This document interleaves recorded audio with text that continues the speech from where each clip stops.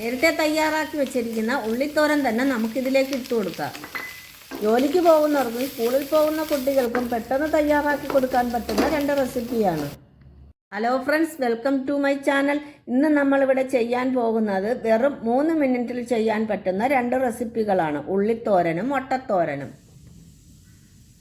അതിനാവശ്യമായ സാധനങ്ങൾ ഞാനിവിടെ അരിഞ്ഞു വെച്ചിട്ടുണ്ട്. 1/2 കപ്പ് തേങ്ങ തിരികിയത്, സവാള 2 എണ്ണം, പച്ചമുളക് 2 എണ്ണം, വറ്റൽമുളക് 2 എണ്ണം, 2 തണ്ട് കറിവേപ്പില. അത് തയ്യാറാക്കാനായിട്ട് ഞാനൊരു പാത്രം എടുത്ത് വെച്ചിട്ടുണ്ട്. പാത്രം ചൂടാകുമ്പോൾ നമുക്ക് വെളിച്ചെണ്ണ ഒഴിച്ചു കൊടുക്കാം. വെളിച്ചെണ്ണ ചൂടാകുമ്പോൾ കടുക് ഇട്ട് കൊടുക്കാം. കടുക് ഒന്ന് പൊട്ടിത്തുടങ്ങുമ്പോൾ വറ്റൽമുളക് ഇട്ട് കൊടുക്കാം.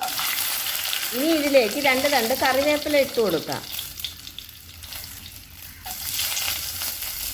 2 പച്ചമുളകും കൂടെ അരിഞ്ഞത് ഇട്ട് കൊടുക്കാം. തേങ്ങ ചിരകിയത് 1/2 കപ്പ് ഇട്ട് കൊടുക്കാം.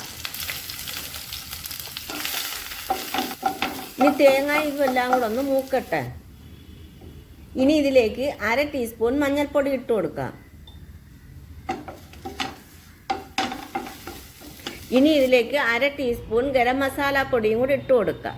ഗരം മസാല പൊടി ഇല്ലെങ്കിൽ പെരിഞ്ജീരകമായാലും മതി. ആവശ്യത്തിനുള്ള ഉപ്പ്. ഇനി ഇതിലേക്ക് അരിഞ്ഞു വെച്ചേക്കുന്ന സവാള ചേർത്ത് കൊടുക്കാം. ഇനി ഇതെല്ലാം കൂടെ ഒന്ന് മിക്സ് ചെയ്തിട്ട് നമുക്ക് ചെറിയ തീയിലൊന്ന് അടച്ചിട്ടൊന്ന് വേവിക്കാം. അന്നേരം നമ്മളവിടെ സവാള തോരൻ റെഡി ആയിട്ടുണ്ട്. ഇനി നമുക്ക് മുട്ടത്തോരനും കൂടെ തയ്യാറാക്കാം. അതിനായി ഞാനൊരു പാത്രം അടുപ്പിൽ വെച്ച് കൊടുത്തിട്ടുണ്ട്. അത് ചൂടായി വന്നപ്പോഴത്തേക്ക് വെളിച്ചെണ്ണ ഒഴിച്ചു കൊടുത്തു.